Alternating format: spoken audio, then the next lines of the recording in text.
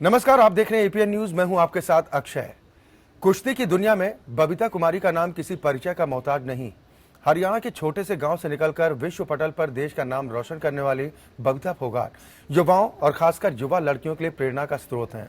उन्होंने अंतर्राष्ट्रीय स्तर पर कई सफलताएं हासिल की हैं। बबीता का बचपन संघर्ष में गुजरा है, लेकिन आज वो जिस मुकाम पर हैं वो उनके उसी संघर्ष को प्रदर्शित भी करता है।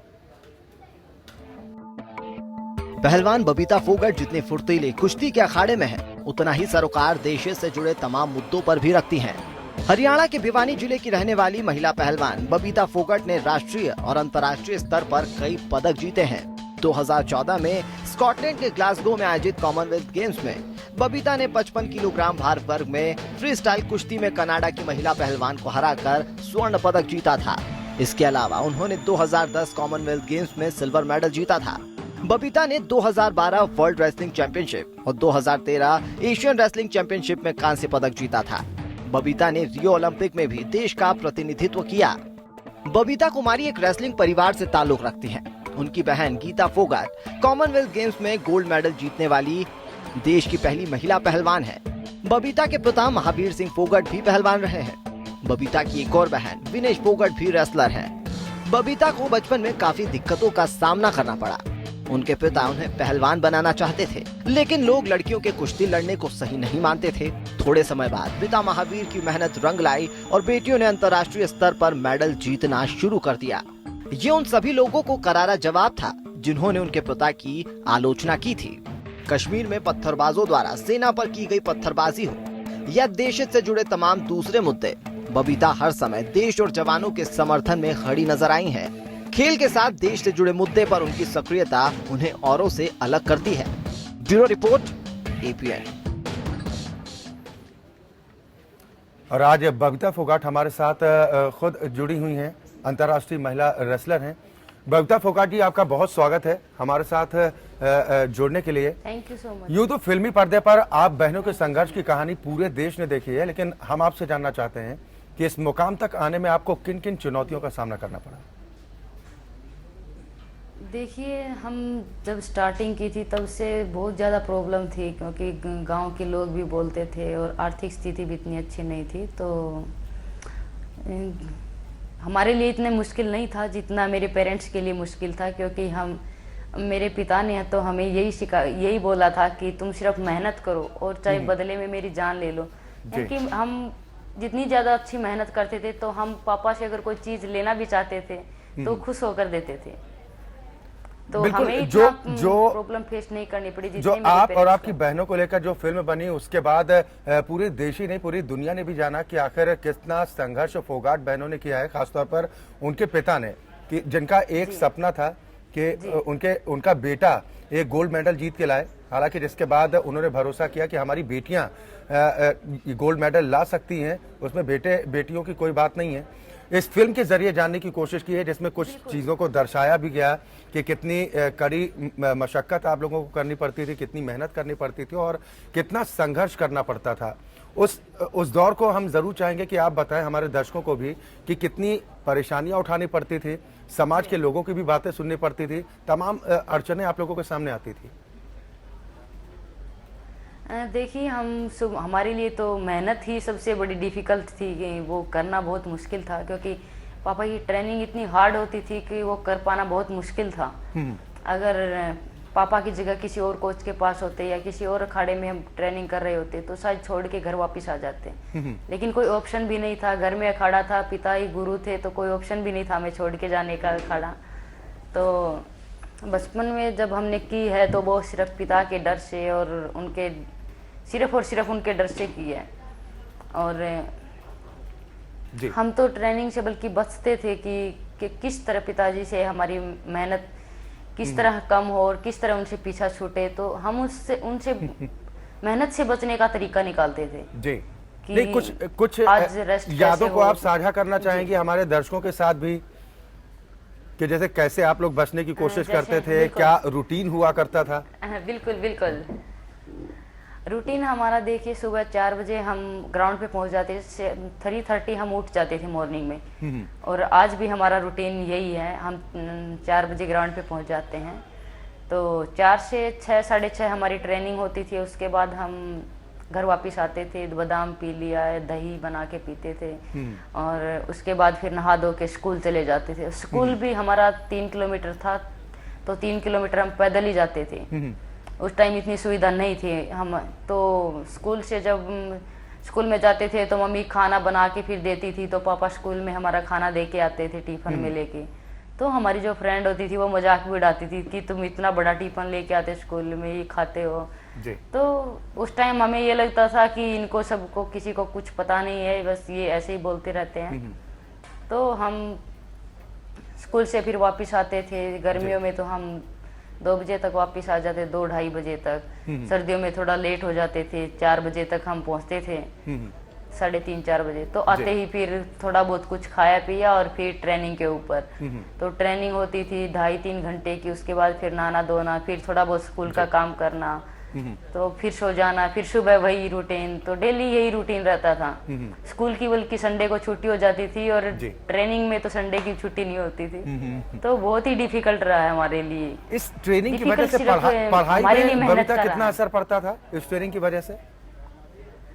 देखिए, अगर गेम अगर हम करते हैं तो पढ़ाई के ऊपर इतना फोकस नहीं करते। दोनों चीज में से किसी एक चीज पर हम फोकस कर सकते हैं, लेकिन साथ में हमने पढ़ाई भी की है और गेम भी किया है। तो क्योंकि दोनों चीज ही बहुत जरूरी है, पढ़ाई भी उतनी जरूरी है और गेम भी उतना ही जरूरी है। तो टॉप तो हम किसी एक चीज में ही हो सकते हैं, दोनों में से। जी जी।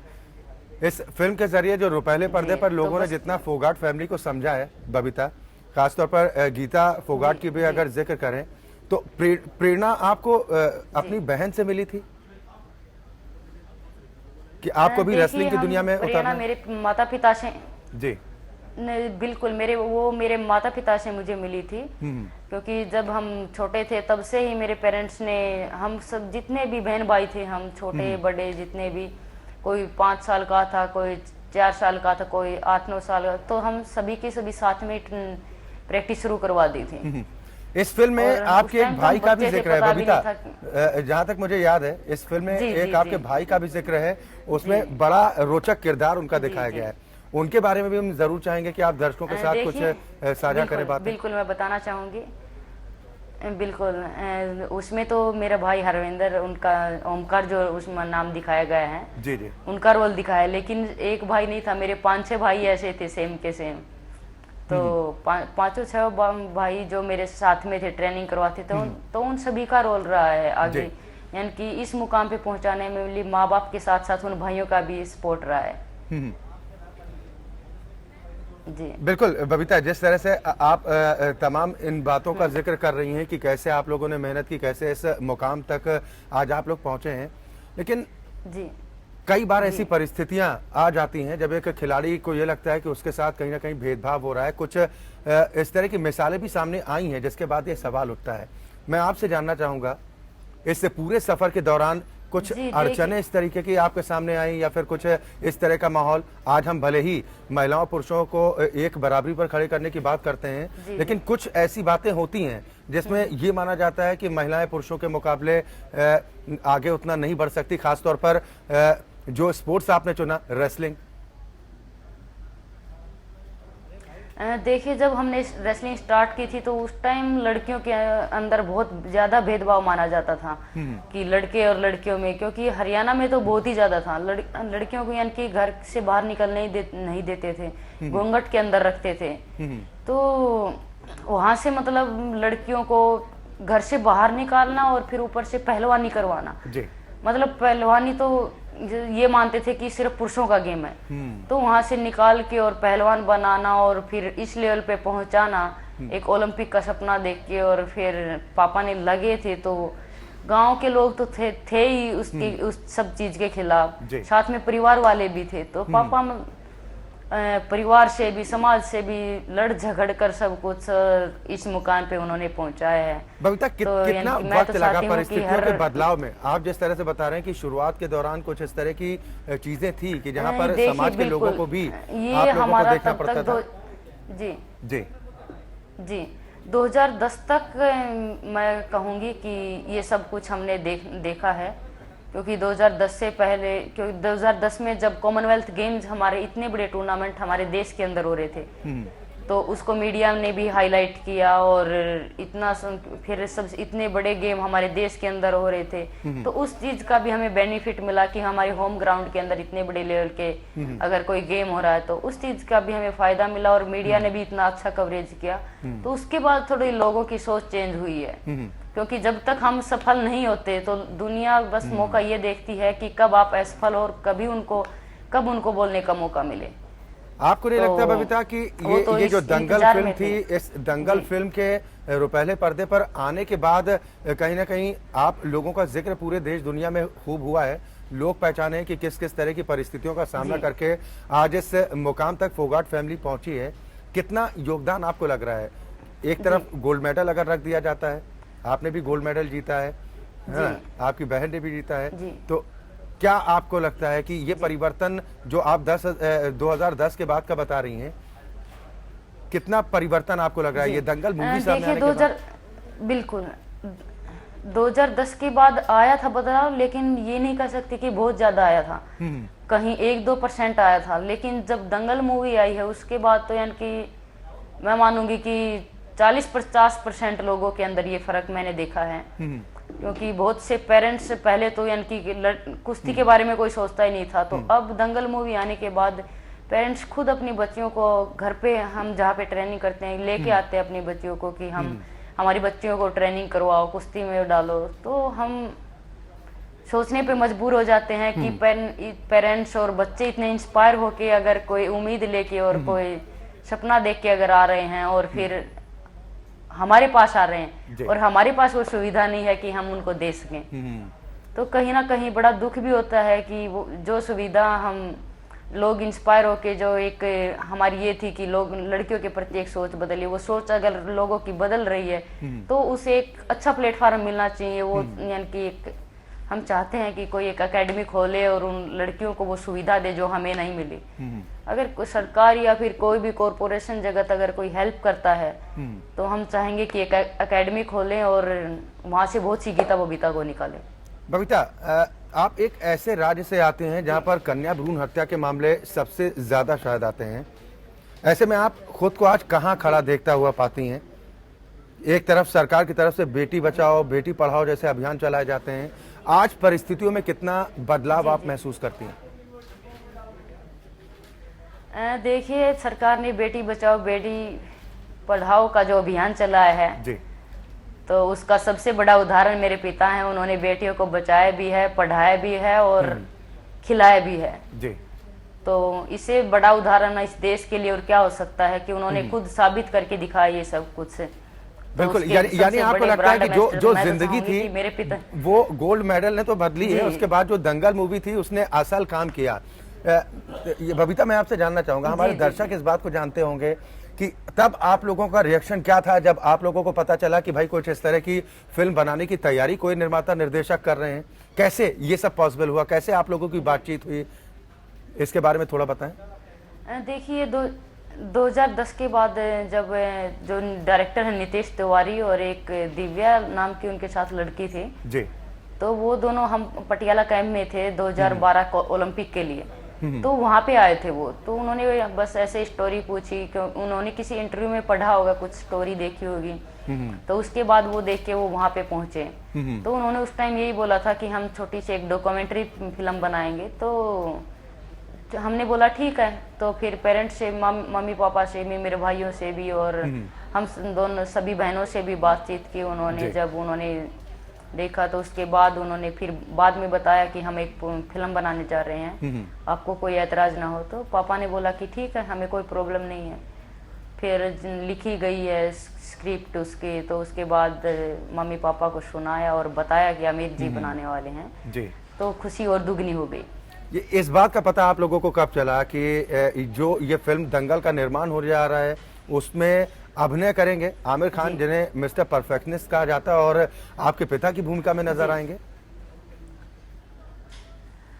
ये हमें 2015 में चला था कि आमिर खान जी ये मूवी बनाने वाले हैं। तो उस टाइम ये हुआ कि पता नहीं कैसी बनेगी, कि कौन इसमें रोल करेगा, पता नहीं अच्छे से निभा पाएंगे या नहीं निभा पाएंगे, कहीं ना कहीं डर था। लेकिन जब हमने उस पे फिल्म के उस पे जाके देखा सेट पर, तो देखा कि वो लड़कियां भी इतनी अच्छी ट्रेनिंग कर रही हैं और आमिर जी भी इतने अच्छे से रोल निभा रहे हैं, तब कहीं मन में विश्वास हुआ कि हाँ कुछ अच्छा ही बनेगा। तो उनकी ट्रेनिंग देखी, उनकी टेक्निक, तो हमने सिखाया भी थोड़ा बहुत, उनको बताया भी कि ये उन्होंने हमारी डाइट और जो ट्रेनिंग शेड्यूल था वो सब फॉलो किया। तो फिर उन्होंने ट्रेनिंग भी ली है, हमारे जो कोच रहे हैं कृपा शंकर जी, तो उनसे ट्रेनिंग लेके उन्होंने बहुत ही अच्छे से और शानदार तरीके से उन्होंने रोल निभाए हैं। जिस वक्त फिल्म की शूटिंग चल रही थी बबीता, उस वक्त आप लोगों को मौका मिला कि आप लोग वहां पर मौजूद रहे हों, या फिर स्क्रिप्ट में जिस तरीके से दर्शाया गया है या जो फिल्म बनकर तैयार हुई है उसमें कुछ बातें ऐसी आपको लगती हैं कि शायद उनका जिक्र होना भी जरूरी था, जो ना हुआ हो, छूट गए हो भूलवश, या फिर कुछ ऐसी चीजें जो आपको लगता है कि हाँ इतना नहीं ठीक था? देखिए, जो मैं बताऊंगी कि जो चीजें नहीं आई हैं, छूट गई हैं, तो इतनी सब चीजें भी छूट गई हैं कि शायद आप एक दंगल और बना सकते हो। बस तो उसीलिए बबीता, उसीलिए मेरा सवाल था कि जो ऐसी बातें कुछ जिनका जिक्र होने से इस फिल्म में रह गया है, हम जरूर चाहेंगे कि आप हमारे दर्शकों को जरूर बताएं कि कितना संघर्ष आप लोगों ने किया है, इतना आसान नहीं था आप लोगों के लिए। जी, इतना आसान नहीं था, रियल में इतना आसान नहीं था, क्योंकि हर पड़ाव के ऊपर यानी कि मुश्किलें थी। एक तो सबसे मेन ये था कि मेरा 2007 में मैं जूनियर वर्ल्ड चैंपियनशिप खेलने गई थी जी। तो वहाँ पे मेरा पासपोर्ट गुम हो गया था। तो उस पासपोर्ट ने यानी कि मेरे 2 साल बर्बाद कर दिए। इनकी पासपोर्ट गुम हो गया, लेकिन वापस मैं इंडिया आई, क्योंकि वहाँ के एम्बेसी में अपने राजदूत में गई, तो उन्होंने कोई लिख के दिया, तो मैं इंडिया तो पहुँच गई वापस। लेकिन वो पासपोर्ट बनने में मेरा 2-2.5 साल लग गए, और जबकि मैं हर कंपटीशन के अंदर फर्स्ट आती, मेरी टीम में नाम आता, सिलेक्ट हो जाती, लेकिन मेरा पासपोर्ट नहीं बनता, तो उस वजह से मैं रह जाती थी। तो यानी कि एक उम्मीद छूट ही गई थी कि शायद मैं कहीं बाहर जा पाऊंगी या नहीं, पता नहीं पासपोर्ट बन पाएगा या नहीं। तो बिल्कुल जब एंड टाइम आ गया कि मैंने यानी कि उम्मीद छोड़ दी थी कि पासपोर्ट नहीं बनेगा, बस कंटिन्यू अपनी मेहनत किए जा रही थी, लेकिन कहीं ना कहीं मन में दुख भी होता था, रोना भी आता था कि इतनी सब सारी मेहनत कर रही हूँ और सिलेक्ट भी हो रही हूँ टीम के अंदर, फर्स्ट आ रही हूँ, और फिर मैं अपना खेल नहीं पा रही, तो कहीं ना कहीं दुख होता था। तो फिर फाइनली मेरा पासपोर्ट 2-2.5 साल के बाद बना, तब मुझे ये कैसे पॉसिबल हुआ बबीता? आपने कहा कि आपने भी उम्मीद इस बात को लेकर छोड़ दी थी कि शायद इतनी मेहनत जो आपने की है, अब वो मेहनत जाया जा सकती है, क्योंकि आपने कहा कि पासपोर्ट हो गया, पासपोर्ट नहीं था, तो ये पॉसिबिलिटी कैसे बनी? बिल्कुल, मेरा पासपोर्ट गुम हो गया था, तो यानी कि पासपोर्ट हमारा चंडीगढ़ बनता था उस टाइम पे, तो हम यानी कि घर से कम 6-7 घंटे लगते थे आने में पासपोर्ट। तो हम फाइल तैयार करके लाते आते पासपोर्ट ऑफिस में, तो वो बता देते कि ये कमी है, इसको पूरा करवा के लाओ, फिर वापस यानी कि 6-7 घंटे जाके वापस घर जाओ, 2-3 दिन में वो काम होता था, फिर वापस चंडीगढ़ आओ, तो फिर वो कोई ना कोई छोटी मोटी फिर कमियां बताते थे। यानी कि 5-10 बार हम वहाँ पे गए, ऑफिसर से मिले, तो किसी ने हमें बताया कि ऐसे भाई नहीं बन रहा, तो आप ऐसे करो, क्योंकि विदेश में गुम हुआ था, तो उन्होंने बोला कि आप ऐसे बोलो कि हमारा इंडिया में गुम हो गया पासपोर्ट। यानी बबीता, आपको अभी भी ऐसा लगता है कि जो संघर्ष आप लोगों ने किया है, हालांकि उस वक्त तक आप लोग सेलिब्रिटी तो बन ही चुके थे, आपने बताया कि आपने कई ऐसे मुकाबले खेले जिसमें भारत का नाम भी आप लोगों ने रोशन किया, लेकिन बावजूद उसके इतनी परेशानियों का सामना भी आप लोगों को करना पड़ा।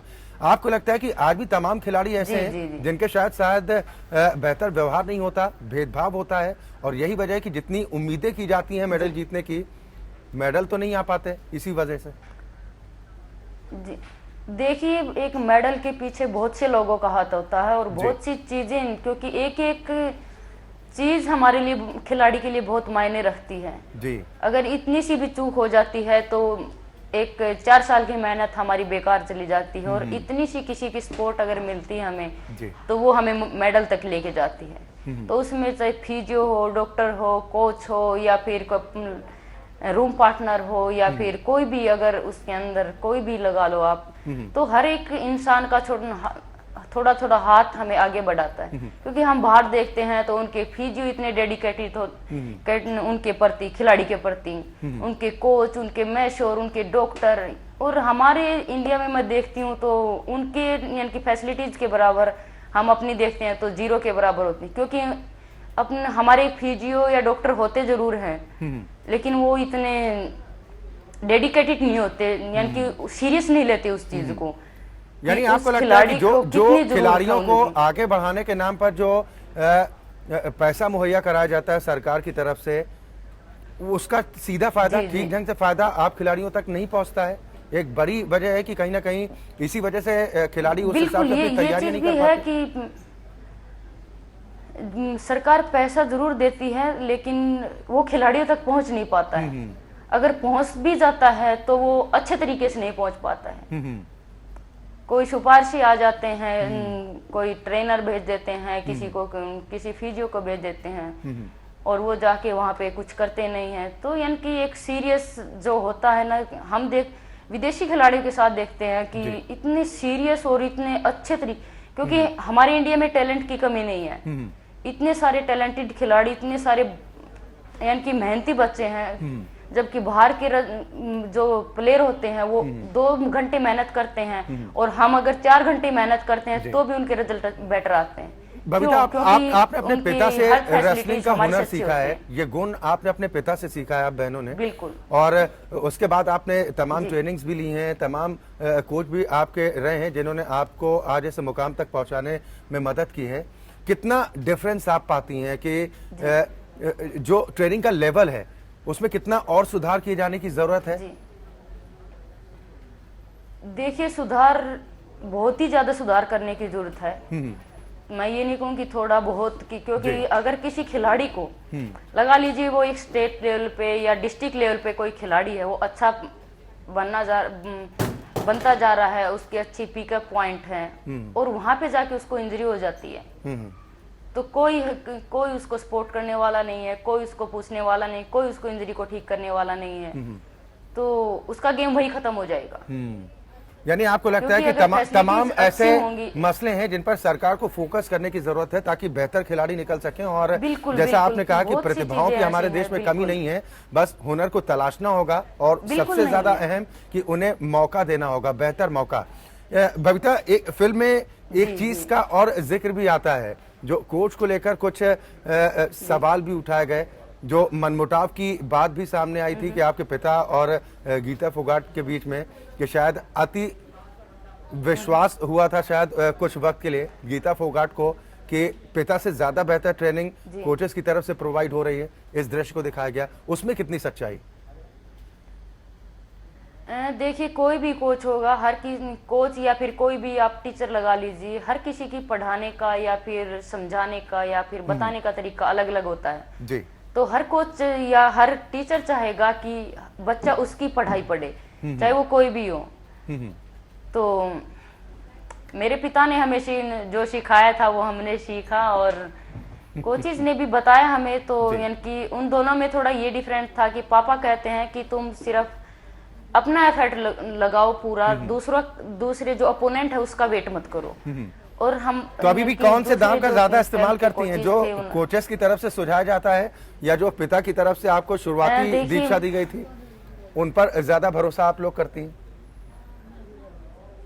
क्योंकि मैंने ट्रेनिंग बचपन से पापा के पास की है तो मैं अपने पिता के दावों के ऊपर ज्यादा फोकस करना चाहूंगी, लेकिन कहीं ना कहीं उनकी भी ट्रेनिंग थोड़ी ठीक थी, क्योंकि टेक्निक भी थोड़ी उतनी जरूरी थी कि जितनी मेहनत जरूरी है। लेकिन मेरे पिता ने बहुत मेहनत करवाई और हमने बचपन से उनके पास ट्रेनिंग ली है, तो वो हमें अच्छे से अंडरस्टैंड कर पाते हैं कि हमारी क्या कमजोरी है और क्या हमारा स्ट्रॉन्ग पॉइंट है, तो वो अच्छे से समझते हैं। एक बात तो और कोई भी कोच हो, अगर बच्चा ज्यादा टाइम जी अपनी बात ज्यादा टाइम जिसके पास ट्रेनिंग करेगा तो वो उसी की जल्दी कैच करेगा। अगर वो कुछ सामने से बोलता है तो उसकी कैच भी करेगा, और अगर कोई कमी हमारे अंदर होती है तो हमारे वो कोच जल्दी पकड़ेंगे जिनके पास हमने ज्यादा टाइम रह के ट्रेनिंग की है। अच्छा बबीता, एक बात बताइए कि जिस वक्त गोल्ड मेडल जीता या तमाम मेडल्स आप बहनों की तरफ से जीते गए, न सिर्फ देश का मान सम्मान बढ़ाया गया, जी। उस वक्त के बाद जब आप लोग घर से निकलते थे तो किस तरह का लोगों का रिएक्शन हुआ करता था, और साथ ही दंगल मूवी रिलीज होने के बाद क्या परिवर्तन आया, इसमें कितना अंतर आप देखते हैं? देखिए, ये बहुत ज्यादा मानती हूँ मैं, दंगल मूवी आने के बाद ज्यादा मानती हूँ, क्योंकि अब तो लोग हर गली, हर मोहल्ले में, हर गली में, हर चप्पे चप्पे में सिर्फ यही सुनने को मिलता है कि अगर दो बहनें हैं या दो भाई हैं, वो भी कहेंगे हम गीता बबीता, तो वो यानी कि अपना खुद का नाम भी गीता बबीता रख लेते हैं। अगर कोई पेरेंट्स अगर उनको कहीं कभी डांट देते हैं तो वो अपने पेरेंट्स को बना देते हैं बापू हानिकारक, यानी कि मेरे पापा को एक बापू हानिकारक के नाम से एक पहचान मिली है जी। तो वो पहचान बहुत खुशी की बात है कि जो पहचान बहुत पहले मिल जानी चाहिए थी वो दंगल मूवी से आज मिली है, तो देर आए दुरुस्त आए। आज खुशी है कि पेरेंट्स को भी एक पहचान मिली है और दंगल मूवी से हमें भी और एक पहचान मिली है। बिल्कुल बबीता, एक फाइनल रिएक्शन भी मैं आपसे जानना चाहूंगा। देश में जो हालात इस वक्त खासतौर पर भारत और पाकिस्तान के बीच बने हुए हैं, पाकिस्तान की तरफ से जिस तरह से काराना करतूतों को अंजाम दिया जा रहा है, उसको लेकर कुछ संदेश आप देना चाहेंगे पाकिस्तान को? मैं सुना ही नहीं दिया, मुझे क्या बोल गई? ये देश के जो हालात इस वक्त बबीता बने हुए हैं, भारत और पाकिस्तान के बीच में जिस तरह से तल्ख रिश्ते हैं और पाकिस्तान की तरफ से जैसे कायरतापूर्ण हरकत की जा रही है, उसको लेकर पाकिस्तान को कुछ संदेश देना चाहेंगे? क्योंकि कहा जाता है कि चाहे वो संगीत हो, फिल्में हो या फिर खेल हो, ये दो देशों को नजदीक लाने का काम करता है। कुछ संदेश देना चाहेंगे आप? बिल्कुल, देखिए, खेल एक ऐसी चीज है जो लोगों के बीच अगर कोई भी मनमुटाव या कोई भी अगर झगड़ा कुछ भी, तो वो एक खेल ही उस चीज को खत्म कर सकता है। और दूसरी, कोई भी हम शांति बनाए रखना चाहिए। अगर शांति होगी तो ये सब चीजें थमेगी, नहीं तो ये सब चीजें थम नहीं सकती। चलिए, बिल्कुल, बहुत शुक्रिया बबीता तो हमारे सबसे साथ पहले जुड़ने के शांति लिए, है। हमारे साथ Thank you so चर्चा करने के लिए, और जिस बेबाकी के साथ आपने तमाम सवालों के जवाब दिए हैं, हम उम्मीद करते हैं, इस बात की कामना भी करते हैं कि आप और बेहतर तरीके से अपने खेल को निखारें और ज़्यादा से ज़्यादा जो मेडल हैं वो भारत देश की झोली में लेकर आएँ। इसी के साथ इस बुलेटिन में फिलहाल के लिए इतना ही।